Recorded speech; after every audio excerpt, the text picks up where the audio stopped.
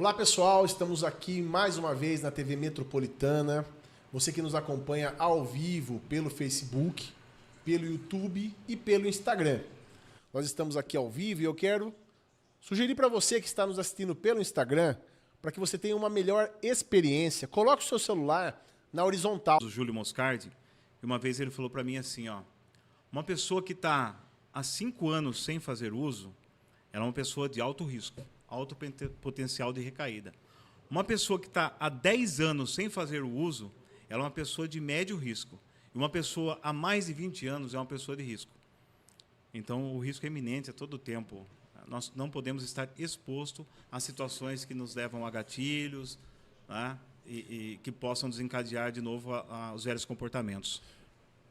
Fala um pouco para mim sobre um termo que eu conheci recentemente, que é a dependência cruzada, que é aquela onde a pessoa ela recai no álcool ou que quando ela acessa o uso das drogas, cocaína, maconha, drogas sintéticas, seja lá quais forem, e a pessoa ou ela se afunda no alcoolismo, ou a pessoa que mesmo estando limpa das drogas, quando bebe qualquer bebida alcoólica, imediatamente aciona um gatilho. Isso existe? Como funciona? Olha, dentro da ciência eu posso falar algo que poucas pessoas falam, de uma terceira substância química que age no organismo, né? Nós temos a cocaína, que ela é uma estimulante do sistema nervoso central. Nós temos o álcool, que é um depressivo do sistema nervoso central. E quando nós usamos uma droga estimulante para acelerar o processo neuronal, da comunicação dos neurônios, depois nós usamos o álcool para deprimir isso.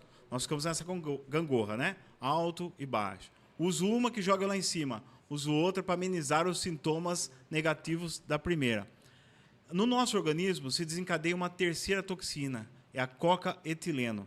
Então não é que a pessoa tem uma dependência cruzada, ela experimentou uma ação química diferenciada no organismo, que é a coca-etileno, e quando ela bebe, ela vai assimilar, eu preciso da coca para poder dar a mesma sensação. Ela não sabe, mas o cérebro já indica aquilo. O cérebro já programou para isso, né? Ou seja, o ideal é que a pessoa não faça uso de nenhuma das duas para que não recaia no outro também. Depende muito do histórico, né, da pessoa. Se ela tem um problema, já tinha um problema com álcool ou com substância psicoativa, porque eu conheço pessoas que ela usa uma substância psicoativa, mas não bebe. Ela faz uso solo, como os dependentes químicos falam, não, eu só cheiro, eu só fumo crack, eu não bebo. Então ela não assimila, porque ela não teve esse lance do speedball, né, do alto e baixo. Não, então ela não assimila. Mas aquele que já fez isso, geralmente a pessoa começa por curiosidade, mas vai para a balada, tá bêbado, aparece um amiguinho lá, oferece algo que estimula, eu aguento, se eu tomo 6 cervejas, eu vou tomar 20. Eu aguento. Normalmente, é algo que eu constato na minha profissão, no meu dia a dia, as pessoas se declaram dependentes químicas ou realmente viciadas, quando realmente a vida social delas já foi por água abaixo. Já perdeu a família, perdeu o casamento, perdeu o trabalho, já se endividou. Antes disso, é muito difícil a pessoa dizer, eu sou alguém que precisa. Dependente químico. Eu, entre aspas, administro o uso fechado entre 4 paredes. E só saio daquele meu universo, daquele mundo fechado, quando eu já não estou mais sob efeito. Existem milhões de pessoas que fazem isso. Elas mascaram o uso, elas conseguem administrar, mesmo que a curto período, ela consegue administrar.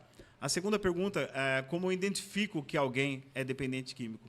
É muito fácil, eu preciso ter 3 comportamentos: compulsão, tolerância e abstinência. Se eu não tenho esses 3 comportamentos ligados, eu não sou um dependente químico, eu sou um usuário abusivo. Repita, por favor. Compulsão, tolerância e abstinência. Repita, por favor. Compulsão, tolerância e abstinência. Para fechar um diagnóstico de dependência química, eu preciso desses 3 comportamentos. A compulsão, ela é como que você percebe, está sendo compulsivo ou não? Se você não consegue parar, eu estou ali numa determinada ocasião, no evento, eu tomo um copo de cerveja, eu preciso de um segundo, de um terceiro, as outras pessoas ao meu redor estão no segundo, eu já estou no 5º. E se acabar, eu começo a ficar nervoso, eu preciso que busque mais. É o famoso tio do churrasco, final de semana, que, acabou, vamos buscar mais. E fica infinita essa festa, né? E isso socialmente é visto normal, né? Normal, inimigos do fim, né? O pessoal brinca, né? Bom, hoje a gente vai entortar essa subcultura, vai passando de pai e filho, fala com ênfase, né? E totalmente pejorativo, né? Porque isso vai destruir famílias, isso aí vai causar acidentes de trânsito, acidentes vasculares, cerebrais e muitas outras coisas. Uma pessoa, por exemplo, que vai numa festa e aquela festa não tem bebida alcoólica, fica de cara fechada. Já é um indício? Já é um indício. Eu estou extremamente incomodado, meu organismo está respondendo ao meu comportamento. Uma festa que não tem álcool não tem graça. Não vai ativar um comportamento que eu fique tranquilo. Isso é dependência. Não vou relaxar, é dependência. Eu planejo a situação baseada na substância que eu escolhi. Então, se eu for para o aniversário de uma criança de 2 anos de idade e eu souber que lá não tem álcool, talvez eu fale, pode ir, eu não quero ir. Vai lá, compra até o presente para levar, mas avisa o pessoal que eu mandei um abraço, vou ficar aqui em casa. Esses dias eu vi um relato que me assustou. A pessoa chegou a sugerir num aniversário infantil, justamente nessa situação, falou, tem problema se eu levar o meu cooler? Chega a ser indelicado até, mas para a pessoa chegar a fazer isso, se expor dessa forma, é porque realmente a pessoa é dependente. Concorda comigo? Ou você necessita daquela substância para poder se sentir bem no local, você pode se considerar um dependente também, né? Certo. Se unir esses 3 comportamentos que eu falei, fecha o quadro clínico. As perguntas aqui, vou separar aqui eu acho que mais pega hoje em dia. Você já falou. Normal entre 2 pessoas. Se tivesse uma terceira pessoa, nós estaríamos aqui num triângulo de uma conversa. Essa seria a comunicação normal entre seres humanos. No sistema nervoso central, a comunicação ela age praticamente da mesma forma. Um neurônio leva a informação para outro neurônio através de impulsos elétricos. Como nós vamos distinguir uma substância da outra?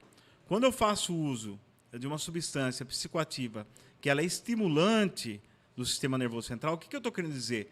Eu estou estimulando a comunicação, ou acelerando a comunicação. É como se eu fizesse uma pergunta para você, eu fizesse uma pergunta para ele, na sequência ele para mim, e aquilo ali vai ficar agitado. A sua percepção vai ficar mais aguçada, a sua forma de interpretar as coisas vai ficar mais aguçada, você vai ouvir mais, você não vai ter controle sobre os seus movimentos, porque se eu hoje estou movimentando o meu braço, como eu estou fazendo aqui agora, é uma informação de um neurônio para o outro e eu consigo movimentar o braço. Certo. Quando eu estou com essa ação acelerada por uma substância que não é natural, eu não vou ter controle sobre isso da forma que eu tenho quando eu estou são. Quando eu faço uso de uma substância depressiva, eu vou fazer o quê? Atrasar essa comunicação. Então, eu te faço uma pergunta, você dá um time, faz uma pergunta para o outro, e aquilo ali vai atrasar a comunicação. Já uma droga perturbadora, como a maconha, ela vai fazer com que não tenha essa comunicação assertiva. Vamos lá. Essa primeira você falou se referindo ao álcool. A primeira, a cocaína, que ela é cocaína. estimulante. Eu acelero. Qual que é o comportamento? A cocaína e o crack é a mesma coisa, tá? A ação no sistema nervoso central é a mesma. O crack só é mais rápido. Porque é absorvido pela esponja nasal, né? Aspirado pelos brônquios pulmonares, então a ação é mais rápida. E a cocaína, como ela fica na esponja nasal, então ela demora mais tempo para ser processada. E uma coisa que, só fazer, antes de a gente mudar sobre a droga em si, você estava falando de estereótipos. Uma coisa que chama atenção é que as pessoas têm a impressão de que quem faz uso da cocaína é sempre aquela pessoa que está, né, sempre babando, com a boca retorcendo, assim, sendo que tem pessoas que conseguem fazer uso, entre aspas, moderado, e aí aquilo já faz tanto parte do quão sociável ela se torna que ninguém mais nota se ela fez uso ou não. Procede isso? Ou estou falando alguma besteira aqui? Eu acredito assim, eu uso a minha vida como um exemplo para com as pessoas que eu trabalho, né? Minha vida é aberta nesse sentido, né? Sou um dependente químico, por mais que esteja abstêmico e lutando contra a dependência química há tantos anos, porque não é fácil. Você, como um amigo pessoal, né, da longa data, eu tenho N momentos que você presenciou. E alguns que você sabia que eu estava entorpecido, mas não dava, vamos dizer assim, a perceber a ninguém. Não, eu sabia porque eu sabia. Sabia porque você sabia. Então, eu acredito que hoje esse comportamento é o pior na sociedade. Porque a gente, entre aspas, acredita que administra e não deixa as outras pessoas perceberem. Porém, nos bastidores, eu consigo passar o dia inteiro sem usar. Mas eu vou estar saindo do serviço ali por volta das 6 horas, se eu já separo o dinheiro, eu já planejo que eu tenho que chegar na minha casa. Se eu não fizer esse ritual, eu passo mal. Porque daí eu tenho tremores, eu tenho dor de cabeça, é abstinência. Tá? Eu preciso planejar o meu dia em favor do uso. É a mesma coisa do pai de família que a cultura está exposta, que sai do serviço e para num bar beber. A gente só virar uma esquina que você vai ver as mesmas figuras ali. É o mesmo comportamento. Você perguntou do álcool e de drogas. É o mesmo. Porque é legalizado. O álcool é legalizado, né? Sim. Porém, os dois têm uma ação no sistema de recompensa do córtex frontal. Então, quando que eu aciono esse sistema de recompensa? Assim que eu nasci. O que eu faço? Choro. Vem a mãe lá novinha, põe os seios na boca. Parei de chorar. Logo, eu entendo que toda vez que eu tiver com mal-estar relacionado à fome, eu choro e eu sou saciado ali por um suprimento. A droga é a mesma coisa. O cérebro entende que toda vez que eu faço uso dessa substância, eu vou sentir prazer, porque é liberado dopamina, só que em excesso. Não da maneira natural que o organismo oferece, mas em excesso. Daí a gente pode elucidar também uma situação que até quem nunca usou droga pode sentir em casa. Eu posso fazer esse estímulo aqui agora. Eu chego para você e falo assim, ó, você que está em casa, olha, fulano, hoje é segunda-feira, né? Eu sou advogado e tem um parente seu que deixou aqui R$1 milhão. Ele faleceu, deixou para você. Só que você pode retirar esse R$1 milhão somente na segunda-feira que vem. Qual vai ser a sua sensação e as suas ações e os seus pensamentos durante essa semana até chegar segunda-feira? Pensando no dinheiro. Você vai fazer planos, vai ficar eufórico, vai sair cantando, dando risada, vai, né? Até mandar todo mundo para aquele lugar. Porém, esse é o ápice do uso. Eu faço uso, eu vou lá em cima. Porém, eu chego também e falo assim para você, quando está acabando o efeito. Olha, teu único filho, de 7 anos de idade, acabou de ser atropelado, está no hospital, tem 3 horas de vida, vai lá despedir dele. A mesma que jogou você lá em cima, te levou lá em cima, te joga lá embaixo. Então, eu não quero ficar lá embaixo. Eu preciso de uma nova experiência, uma nova sensação. Eu preciso manter o pega da primeira. E isso vai se repetindo por noites e noites e noites. E assim funciona. E a maconha? A maconha ela é uma perturbadora do sistema nervoso central. Ela me perdoem quem discorda, mas eu vou falar de ciência agora aqui. Eu fui diagnosticado com predisposição à esquizofrenia quando eu fiz uso da maconha e não voltei. Então, hoje nós temos aí na sociedade muitas pessoas que, entre aspas, atravessaram o espelho, se encontram num quadro de esquizofrenia porque não sabiam que tinham predisposição, fizeram uso de uma substância que é perturbadora, que ela faz uma desordem na comunicação neural, e a pessoa não volta. Algumas conseguem voltar, a maioria. Então, hoje, se você fuma maconha e está tudo de boa, tranquilo. Agradeça ao universo, a Deus, à espiritualidade, que você não tem uma predisposição. Mas em hospitais psiquiátricos, em comunidades terapêuticas, em clínicas, está repleto de pessoas que fazem uso de drogas, de substâncias psicoativas e têm esquizofrenia. É muito importante você falar isso. Primeiro, é interessante essa classificação, eu não conhecia. Nunca ouvi falar, inclusive, por isso que falei que você ia ensinar muito pra gente aqui. A maconha ela é vista como a maior tranquilizadora do mundo e a classificação como droga perturbadora. Perturbadoras. Isso é muito forte. Segundo, existe uma canonização da maconha. Quais são outras drogas perturbadoras? O ópio, o lírio. E a maconha entraria na mesma categoria. Na mesma categoria. E as pessoas usam maconha como se fosse ali uma coisa que não causa mal nenhum, com aquela velha história de que é natural.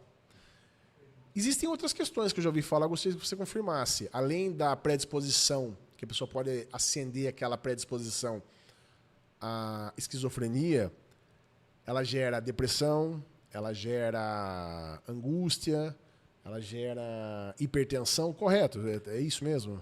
Vamos entrar agora no âmbito da psicanálise. Imagine que você é um homem hoje formado, mas que teve uma vida boa. Boa educação, boa escola, boa alimentação, não teve traumas estabelecidos na infância, não teve abandono de pais, não gerou medos e criaturas metafísicas na sua mente. Você pode fazer uso da maconha e ficar de boa, passar desapercebido. Mas se você for uma pessoa que traz uma carga muito negativa, que foi abusado, por exemplo, na infância, que ainda não conhecia sua identidade e apanhava muito das outras pessoas na escola, tinha mania de perseguição, eu posso desencadear um outro comportamento após esse uso. Tá? É por isso que você, trabalhando na área judicial, sabe que tem esse atenuante aí se a pessoa é um usuário. Porque é comprovado cientificamente que eu posso tomar ações baseadas no meu inconsciente. Porque eu estou acessando algo que não é acessado enquanto eu estou normal, em sã consciência. E por que você que trabalhou com 20 anos com clínicas, a impressão que eu tenho é que nunca um maconheiro, um usuário de maconha, ele vai procurar uma clínica por ser usuário de maconha. Só quando a pessoa está perdida em drogas mais prejudiciais, assim, ou que acelerem os danos, como a cocaína, o crack. Você tem essa impressão também? Que a pessoa usuária de maconha ela nunca vai reconhecer que é uma drogada e que ela precisa de ajuda? Então, você já teve experiência que alguém procurou? Como que é? Já tivemos. Só para ressaltar aqui, são 16 anos agora, tá? Trabalhando com dependência química. Foram 20 anos de uso. Em 2010 que aconteceu eu começar a trabalhar com dependência química. Na verdade, sofri um acidente de carro, você lembra, na época, uma overdose. E estagnei o uso ali, comecei a trabalhar com moradores de rua, Projeto CAD, entre outras comunidades. Mas volto de novo a frisar que é a questão da cultura, né? A maconha ela nunca foi encarada como uma droga, porque a pessoa ainda consegue administrar, usa para jogar bola, usa para fazer sexo, usa para isso, usa para aquilo. O atenuante dela seria para quem tem uma predisposição à esquizofrenia, para pessoas que assimilam ela com outras drogas, né? Faz a junção com outras drogas também, é complicado. Mas ela traz uma série de problemas fisiológicos também. Problemas pulmonares, problemas de pele, problemas de câncer, de faringe, laringe, esôfago e outras coisas também. Não só pelo lado câncer de pulmão, né? Efizema pulmonar, várias outras coisas também. Seria essa a pergunta? Seria, né? Sim. Exatamente, porque assim, não, a pergunta seria mais direta. Você conhece gente que chega na clínica e fala, eu preciso de tratamento que eu uso maconha?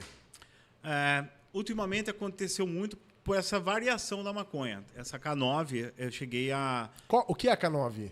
É uma derivação da maconha agora mais potente, né? Mistura com o quê?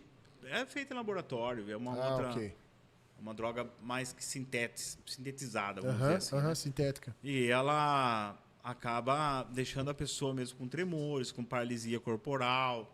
Eu tive uma pessoa que foi internada numa clínica que eu presto serviços e que ela demorou uma semana para voltar ao normal. Tá? Teve quadros de querer se matar, chorava, outra hora estava com euforia, com alegria demais. Então, perturbação total do sistema nervoso central. Certo. E o álcool? Você falou da cocaína, da maconha e do álcool. O álcool é a pior droga que existe hoje na sociedade, né? Porque eu vou interromper você para dizer um ponto de vista meu para você já partir dessa questão. Eu acho que a gente tem que pensar com seriedade a questão. Até onde nós achamos que o álcool é menos danoso só porque ele é legal. E eu lido muito com isso. Por quê? A maconha ela é extremamente danosa. Ela gera problemas, como você acabou de falar, e eu concordo. E não é só a nossa opinião, né? Existem dados clínicos, médicos, então não é uma invenção da cabeça de ninguém. Mas se a pessoa chega na casa dela, depois... O cara é um metalúrgico, trabalhou o dia inteiro, tá tudo certo. Aí ele chega, vai no quintal dele, acende um cigarro de maconha, fuma a maconha dele para jantar e dormir para no outro dia trabalhar. A maconha normalmente deixa a pessoa quase imprestável, essa é a visão que eu tenho, né? A pessoa não fica, ela fica ali letárgica, ela fica totalmente... É a única droga que mata os neurônios, né? Exato, a pessoa fica sem reação, A única sem não, uma das jeito de piores. pensar. Exatamente, a longo prazo a pessoa perde até a característica dela de reação. Mas se a pessoa chega e bebe, e todos os dias bebe, aí bate em todo mundo, bate na mulher, bate nos filhos, arrebenta, quando não, infelizmente, acontecem casos de abuso dentro da própria casa, né? O que eu sempre ouvi, eu acho que isso é uma coisa tradicional, mas, olha, fulano bebe, mas trabalha bastante, viu? É como se as pessoas tivessem uma aceitação pro álcool, mesmo que fosse de arrebentar com a vida de todo mundo. Uma romantização, né? Uma romantização, exato. Mas para maconha não. E aí, a ideia aqui não é libertar a maconha dos seus danos, mas trazer como que o álcool é sutil no dia a dia da sociedade. Você concorda com isso? Ele é tão sutil que eu vou dar um exemplo aqui que talvez possa mudar a mente de muitas pessoas. Você já viu alguém ter coma por fumar maconha? Não. Ultimamente, eu estou falando assim, de coisas de 20 anos para cá. Em 97 foi introduzido o crack, e o crack ainda estava em experimento, então matavam muito rápido. Ultimamente, você tem visto alguém morrer por conta de uso de cocaína ou crack? Faz muito tempo que a gente não ouve falar de overdose. Por causa da mistura. É lógico, né? Eu diminuo o potencial de ação para poder ter um cliente, para poder criar um padrão de consumo. Senão, não tem graça eu perder cliente, não é verdade? Agora, o álcool é uma substância que vai te desligando conforme você vai aumentando o uso. Vou falar primeiro do coma alcoólico. É a única substância que eu uso até pré-morte. Eu uso até apagar. Eu uso até desligar o meu organismo. E isso é lícito. Eu compro em qualquer lugar. Eu apago. Eu não tenho mais coordenação motora. Eu não tenho mais resposta do meu sistema nervoso central a nada, a estímulo nenhum. Eu posso apanhar. Agora, isso é uma coisa. Então, você para e pense. Você faz uso de uma substância que pode te levar ao coma. Aí você compara com a cocaína e estereotipiza a cocaína como algo de marginal. Tá? Agora eu vou falar para quem trabalhou como eu, como você conhece muitas pessoas que estão inseridas na área da saúde. Você ouviu falar sobre a abstinência da cocaína, a abstinência do álcool? Quando a gente chega foram 15 anos tratando diretamente pessoas com uso excessivo, abusivo e dependentes químicos. Quando o alcoolista chega na unidade e ele está há 2 horas sem tomar a substância de preferência dele, o álcool, ele começa a ter tremores involuntários. Ele começa a evacuar, a defecar na roupa, porque não consegue segurar. Ele começa a urinar e ele tem ataque epilético ou compulsão. Que outra droga que faz isso? Que outra droga que faz isso? É horrível você ver uma pessoa sofrendo abstinência do álcool. Está repleto de vídeos. A pessoa não consegue segurar um copo, não consegue manter a coordenação motora. A única experiência que eu tive com isso, nesse potencial, há mais de 10 anos, há uns 12, 13 anos, eu fui na sua clínica, porque eu fazia parte jurídica, e bem na hora tinha uma pessoa lá em situação de abstinência de álcool, não sei se você vai se recordar, que eu fiquei muito impressionado, e eu, com tudo que eu já tinha visto, né, no dia a dia da advocacia criminal, eu desci e falei, que droga que ele usou? A pessoa acha que é droga. Você falou assim, não é álcool. Eu falei, mas que mais? Você falou, não, é só álcool. Só álcool. E eu fiquei impressionado de ver, eu não tenho nem como descrever aquilo que eu vi ali. E era um ex-morador de rua. Era um morador de rua, não era um ex-morador. Vocês pegaram na rua. Vários ex, mas esse aí... Esse era um morador de rua mesmo, que vocês trouxeram. Sim. Em situação de rua. E ele estava ali, eu fiquei impressionadíssimo com a reação dele.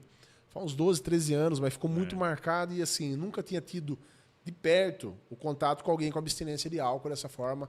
Minha esposa, que é da área da saúde, sempre falou que as pessoas chegam na UPA nessa situação, mas eu não imaginava vendo assim. Então é muito forte mesmo. E o pior de tudo isso, doutor Oscar, é que o índice de recaída é 90%, porque ele volta para o ambiente social e o que tem inserido é essa cultura de é só um golinho.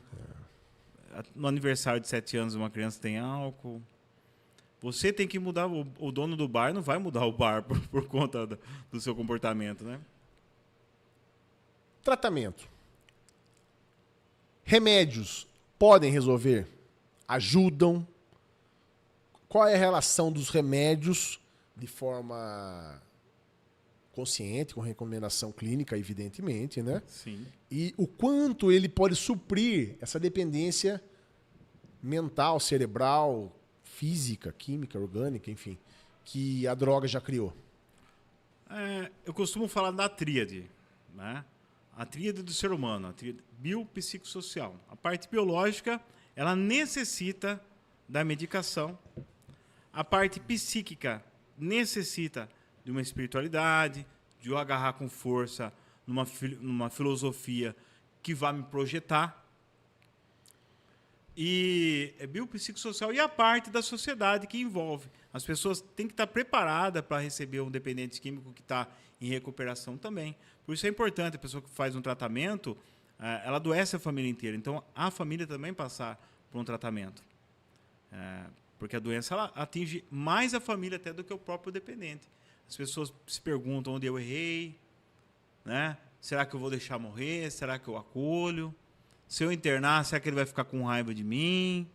Tem toda essa bagagem que eu preciso carregar. Uma sensação de abandono da família, né? De abandono da família. Então, fazendo um gancho aqui com o bloco 5 de perguntas que eu separei para te fazer. A família pode adoecer junto com o dependente? A família adoece. Na grande maioria das vezes, a família adoece. A superproteção da mãe, a superproteção da esposa. Tem esposas que deixam de ser esposas e acabam se tornando mães, né, com aquela responsabilidade maternal. Quem acaba o relacionamento? Muitas vezes já acabou e ela não percebeu. Muitas vezes, por ausência de amor próprio, eu acabo cedendo até o ponto de eu já estar totalmente vulnerável em relação ao uso do meu marido ou vice-versa. O que é a codependência? A codependência é a relação entre a pessoa que faz o uso com aquela que convive no mesmo ambiente, que sofre os danos relacionados da doença na própria vida. Seria um esquema que vira entre a família ali? Acaba a preocupação, por exemplo, eu vou sair para trabalhar e vou deixar o Oscar em casa. Eu tenho certeza que o Oscar vai vender alguma coisa, então vai... Lembra da tríade? A parte biopsicossocial. Lembrando que é um exemplo só dele aqui. Um exemplo, né? Então, a parte social. O dependente químico entrou aqui, todo mundo já fica esperto. A família começa a se adequar. Se sumir um microfone desse aqui, o primeiro vai ser ele. Dinheiro. Então, a pessoa, às vezes, deixa de trabalhar, deixa noites mal dormidas, porque o cara entra e sai a noite inteira, a pessoa não dorme. Desconfiar que a pessoa saiu pra usar, ela vai adoecendo com o tempo. Né? Eu tenho certeza que tem gente que está assistindo, que já passou por isso, ou passa por isso. Se não passou, conhece alguém que passa por isso. E, lógicos, cuidados mentais e também o aparato social, que muitas vezes a área da saúde deixa a desejar. Em que parte você acha que a área da saúde deixa a desejar? Foi até bom você tocar nesse ponto. E o que eu percebo é que normalmente as pessoas procuram a recuperação, quando percebem, eu estou doente e eu preciso de ajuda. Elas buscam ou ajuda religiosa, seja ela na igreja católica, na igreja evangélica, no espiritismo, alguma entidade de cunho religioso que acolha, ou a pessoa procura clínicas nesse aspecto. Mas dificilmente eu vejo, por isso que eu estou falando, é uma visão minha, falando, eu vou procurar ajuda estatal. Você acha que existe realmente, ou eu que não conheço, pessoas não conhecem, você acha que o Estado deixa a desejar nesse aspecto? A demanda é muito grande, não consegue ser suprida. No meu olhar técnico, né, profissional, eu acredito que o que é viável, o que funciona, é a informação, é a prevenção antes do produto final. Imagina, eu tenho um veículo, eu só vou levar ele quando ele bater, só vou consertar quando ele parar de funcionar. Não, então tem medidas cautelares que eu posso tomar desde o cuidado, prevenção. Então, os programas de prevenções deviam ser aumentados. Deveria se investir verba da saúde na prevenção, Na orientação, nós temos programas maravilhosos, como o ProErd, né, nas escolas, mas tem que ser algo mais intensificado. Funciona o que já tem? Desculpa a pergunta direta. Eu acredito que se funcionasse de uma forma... ProErd, funciona como isso daí? Porque eu nunca vi ninguém nem mencionar isso. Dentre os jovens. Hoje, a educação está tomando um rumo diferente. Então, os jovens que estão hoje na sala de aula não estão preocupados com aqueles que estão levando a informação, principalmente de uma forma mecanizada. Né? Eu tenho feito há mais de 8 anos palestras, você tem acompanhado. A última que foi no SESI Senai foi para 300 jovens. E eu fiquei muito emocionado, porque a gente acabou, cada bloco tinha 100 alunos, amanhã, à tarde e à noite. Quando acabava, aqueles jovens se reuniam para fazer perguntas. E eu falei assim, pô, os jovens estão com sede de aprender. Quando vem alguém que já passou por essa problemática, que sofre ainda com a dependência química, que toda hora tem que estar buscando algo para poder refletir e falar, pô, você não pode fazer isso e aquilo. Alguém que tem propriedade naquilo que fala, eles vão se identificar. Então, teve pessoas que vieram a mim ali, vêm após a palestra e falam, pô, meu pai é assim, assim, assim. Poxa, eu experimentei em tal situação. Poxa, você entendeu? Então, acho que a gente deveria, sim... Não. Não. Manda lá. Perdoe você que está aí, telespectador. Tem uma pergunta aqui do ouvinte. Não apareceu. Não.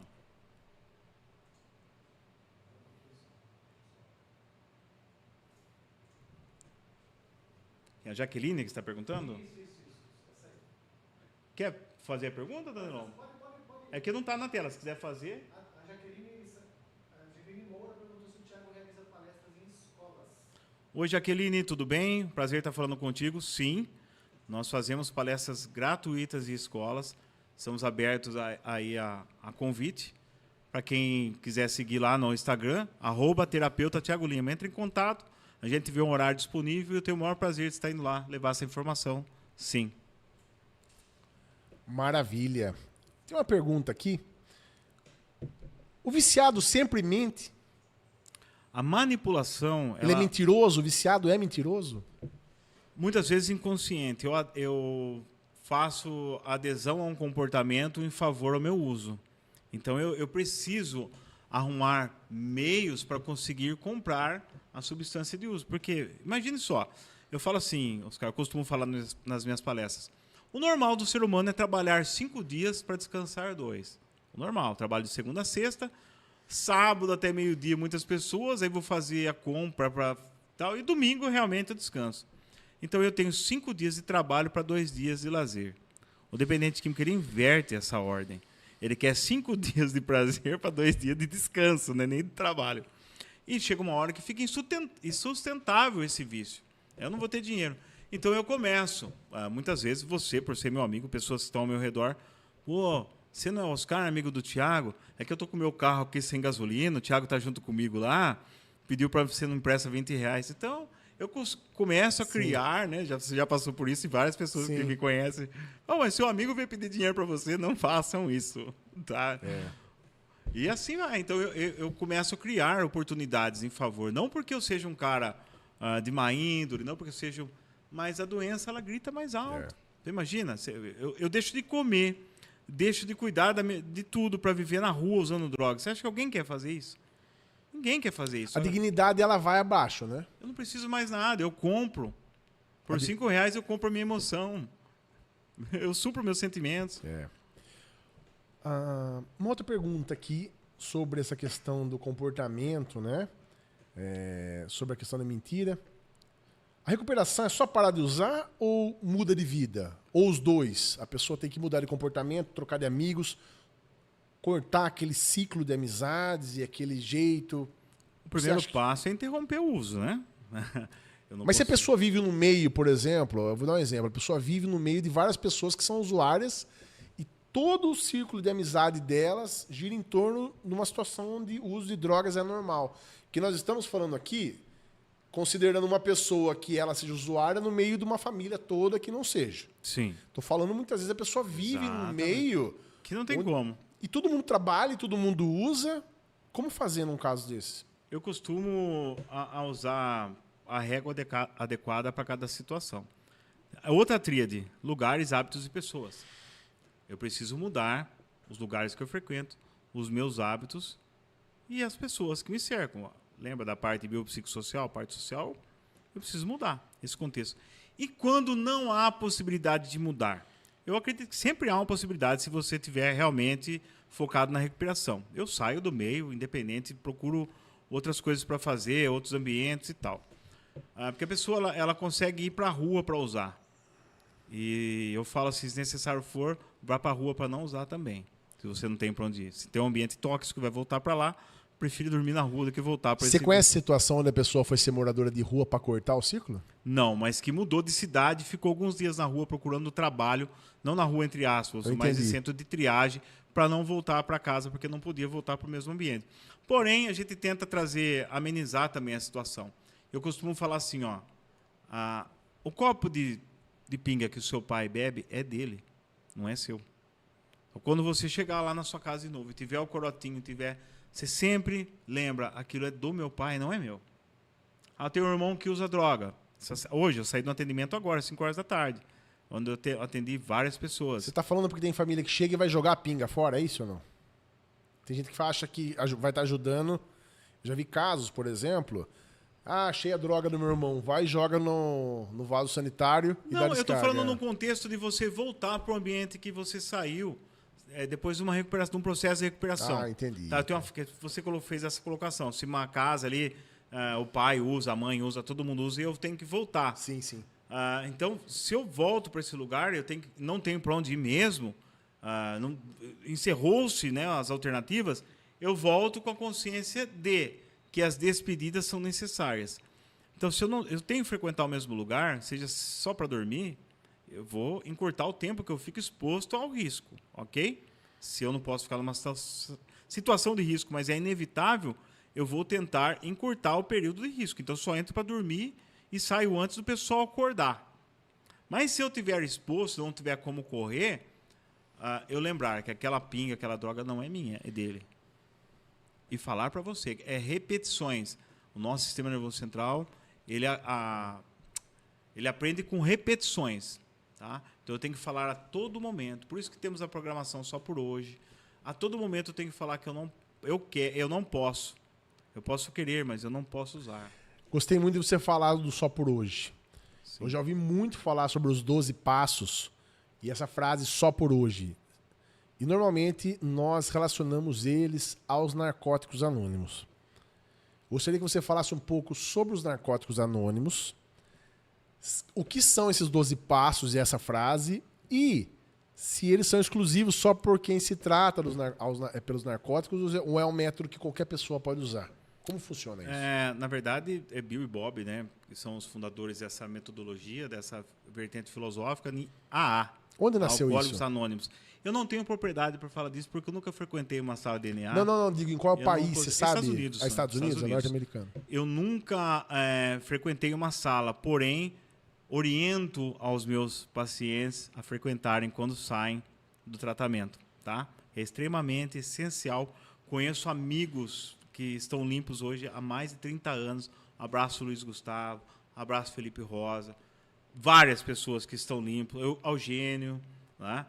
Que estão limpos por conta dos passos de narcóticos anônimos. Eu não precisei, eu agradeço o universo, não precisei. Nunca entrei numa sala. Mas tive painel da HI, que eles vão até a unidade, lá e fazem as palestras, explanam os passos. Mas é uma vertente filosófica que vai ajudar, é um tratamento paliativo, né? Anda do lado da abstinência, que vai ajudar com que a pessoa se conscientize todo dia. Vai fazer inventário sobre a sua vida, vai reparar com outras pessoas os danos que ela causou, né? Vai aceitar, olhar para dentro de si, fazer autoanálise todos os dias. É muito, muito precioso o que o Narcóticos Anônimos faz no mundo e no Brasil. É gratuito? Como que chega? Como funciona? É gratuito e todas as pessoas, peço licença a todos os irmãos Narcóticos Anônimos, tá? Por falar sobre a Irmandade, ela é anônima, né? As pessoas são anônimas, a Irmandade não. Então, assim, você pode pesquisar hoje no Google, aí, onde tem uma sala de narcóticos anônimos. Com certeza vai ter uma próxima aí da sua casa. É só chegar lá. Piracicaba tem? Quase todos os bairros, né? Tem várias? Tem. É só chegar lá e pegar uma reunião, como o pessoal fala. E para quem também não tem essa disponibilidade de sair, nós temos reuniões online. E eu fiquei sabendo esses dias. Temos grupos online. Eu entro lá, pesquiso lá, grupo online de narcóticos. Vai ter salas que você pode ingressar e fazer por videoconferência também. Muito bacana. Certo. E esses 12 passos, o que são? São exatamente vertentes. Quais são os 12 passos? Porque eu percebo muito assim, a eficácia desse só por hoje é justamente da pessoa entender que todos os dias ela está travando uma luta nova. As vertentes, né? Do autoconhecimento, da autoavaliação, da análise de risco, do mapeamento dos momentos de vida.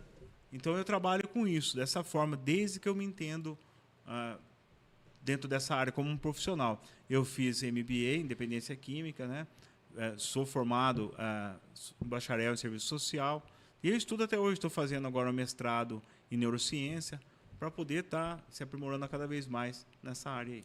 Qual que é a participação da atividade física, esportes, do modo geral, na recuperação? O que você fala? Isso tem eficácia? Com certeza. Inclusive, nós temos aí um podcast que foi lançado agora, semana passada, né, lá no canal Manutenção Mental, que traz duas pessoas que hoje aderiram ao esporte, Felipe Rosa e Thiago Quintino. Entra lá, Manutenção Mental. São pessoas que eram obesas, usuários, porque eu transfiro a compulsão, né? Eu paro de usar. Você lembra muito bem, eu fui para 220 quilos, porque eu transferi a compulsão da droga no alimento. E precisou de uma intervenção cirúrgica, uma abstinência total para poder voltar. E eles fizeram de uma forma ao contrário, né? Eles externaram essa compulsão no esporte e acabaram ficando inteiros definidos aí. Um faixa preta de jiu-jitsu, o outro anda de bicicleta 40, 50 quilômetros aí. E é muito bacana, porque libera o hormônio da felicidade também, serotonina. Eu libero também o sentimento de prazer na recompensa do córtex. É a mesma coisa, eu substituo, sim. E é prazeroso. Como nós estamos falando aqui num programa chamado Sola Graça, e aqui nós falamos sobre o quanto Deus, Jesus Cristo, ele pode mudar a vida de uma pessoa, mas nós estamos falando de algo que é físico, é químico, é biológico. Por outro lado, nós entendemos que toda transformação começa de dentro para fora. Você acabou de falar isso de várias maneiras, mas, em suma, você afirmou aqui que a pessoa primeiro reconhece que precisa de ajuda, depois ela começa a tomar providências. Como você falou aí, é pensamento, sentimento e ação. Ação. Correto? Correto. Isso daí se chama transformação de mente. É o que a Bíblia fala sobre renovar as vossas mentes. O que você acha que a espiritualidade, o que Deus pode fazer, o quanto isso ajuda na recuperação das pessoas? Eu acredito que a esperança, ela pode ser intitulada como um poder superior, né? Porque Deus, no meu ponto de vista, hoje, seria essa esperança de algo maior, de algo melhor, de algo que cuida de mim, de algo que olha por mim. É algo que, se eu tiver com dor, eu me remeto a essa espiritualidade. É algo que, se eu estiver passando uma dificuldade, eu me amparo nela, me seguro nela e posso ter a confiança, mesmo que seja só para mim, mas em algo que eu acredito que está externado. Então, sem sombra de dúvidas nenhuma, a espiritualidade, seja da forma que você entende ela, né? O poder superior da forma que você entende ela, é essencial no tratamento. Eu preciso acreditar em algo e pautar a minha fé em algo e acreditar em algo maior do que essa vontade, essa abstinência que eu tenho por sair fora da realidade. Certo. Qual que é o recado que você dá? Eu acredito que, certamente, pessoas que estão nos assistindo, a audiência dessa TV, ela é fantástica, é muito grande, e é um tema que nem todo mundo tem coragem de dizer que está passando por isso. E hoje está passando. Então, eu acredito que muitas pessoas que estão nessa circunstância estão assistindo você falar, e muitas famílias ainda não sabem como agir. É muito difícil, na prática, que você chegue na sua casa e passe pela sua cabeça que você está com um filho, ou com um marido, ou com qualquer outra pessoa, filha, com sintomas de quem usa droga. Existe essa resistência. Não sei se você nota isso, existe uma resistência. Sim. A pessoa fica naquele negativismo. Não, eu sei como eu criei, eu sei a educação que eu dei, quando na verdade as pessoas têm decisões próprias. Sim. Qual é o recado, a recomendação séria e experiente que você tem para passar para quem está nos assistindo? Tanto que está nessa derrocada, que a pessoa está sentindo que está perdendo o controle do uso de drogas, o que era recreativo, já está ficando doloroso, já está gerando perdas. E também para a família que está entrando no desespero. O que você fala? Eu gosto muito daquela frase do finado, né, o saudoso Dr. Enéas Carneiro, quando ele fala no programa do Sérgio Groisman que todo ser humano ele é um universo em miniatura. Isso é bacana, porque me remete a pensar de que o universo, se eu sou um universo em miniatura, eu posso criar aquilo que eu quero que esteja no meu mundo. E muitas vezes você que está em casa sofre no uso abusivo de álcool ou drogas porque você ainda não entendeu o seu mundo. Você é fruto do que aquilo que as pessoas falaram que você é. Falaram para você que filho de peixe, peixinho era. Falaram que você não era capaz. Tiraram você do sonho que você sonhou para você. E eu quero falar para você hoje, você é muito mais do que essa substância que você está usando. Você é muito mais do que um copo de cerveja no final de semana, do que um corote de cachaça para ficar jogado na praça.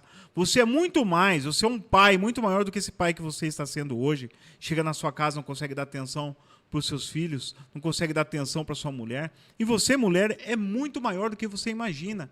Você tem que se amar primeiro, você tem que se respeitar primeiro e proteger aqueles que são seus.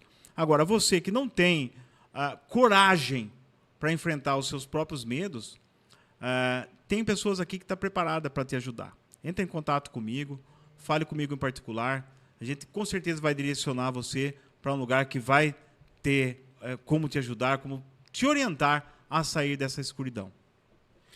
Maravilha. Tiago, quero agradecer muito. Você sempre pronto. Nós fechamos aí essa pauta de última hora, mas eu fiquei tranquilo. Por quê? Porque eu sei que você entende do assunto. Você não teve que estudar para vir aqui nos ensinar e participar conosco. Você vive isso, você já viveu isso na pele e há muitos anos eu vejo um trabalho sério seu. Eu conheço pessoas, eu quero dizer aqui, eu conheço o Tiago há 30 anos e conheço pessoas que eu vi sair das ruas, vi sair do meio da praça, vi sair de dormir na sarjeta, situações depreciativas que não convém nem dizer aqui. Eu vi com os meus olhos e o Tiago, a custo zero, levou para a clínica, pagou preço altíssimo, apostou nessas pessoas e depois de um tempo, né, eu tinha costume de frequentar a clínica porque além de amigo dele, eu era advogado da clínica e eu ia, vez ou outra, na chácara almoçar com eles. E era muito gratificante chegar e encontrar aquela pessoa que eu vi chegar como se fosse um animal de rua. Muitas vezes um animal, porque já tinha abandonado tudo que nós conhecemos como normal de uma vida social. E você vê que a pessoa ali tinha qualidade, inteligentíssimo. Um dos primeiros que você pegou, você lembra? Já tinha trabalhado em empresa multinacional que você pegou. Sim. Morava naquela Sim. casinha, numa construção. O Tiago pegou ele numa construção. E ele está muito bem hoje. Não vou falar o nome dele, mas eu Claro. sou gerente da Vivo em Bauru. E eu conversei com aquele moço, primeiro quando ele fez a barba e cortou o cabelo, era um rapaz muito bonito, conversava muito bem, português ótimo, inglês fluente. Inglês fluente. E olha o que a droga tinha roubado dessa pessoa, desse rapaz. E se nós conhecemos casos assim, toda pessoa pode sim, com ajuda. Primeira coisa, você reconhecer que você precisa de ajuda. Enquanto você ficar protelando esse reconhecimento, eu perdi o jogo, agora eu preciso de ajuda. Esse é o principal ponto. O segundo, você procurar quem conhece. O Tiago está aqui hoje nos ajudando com informações, mas acima de tudo, entre em contato com ele sigilosamente, procura quem pode te ajudar. É um caminho longo, mas ele pode ser vencido. E por último, procure a ajuda de Deus. Procure uma igreja, procure uma ajuda de quem possa apresentar Jesus na sua vida, porque certamente você terá o melhor amigo possível para te ajudar nessa caminhada. Eu quero agradecer mais uma vez a você que esteve conosco no nosso primeiro programa, primeiro de muitos. Toda segunda-feira nós estaremos aqui, 15 para 6 da tarde, falando sobre assuntos desse sentido. Semana que vem nós teremos uma nova programação também, um novo convidado. Se você gostou, vá lá no canal da TV Metropolitana, curta, compartilhe, comente. E a semana que vem nós aguardamos vocês, beleza? Valeu, até a próxima.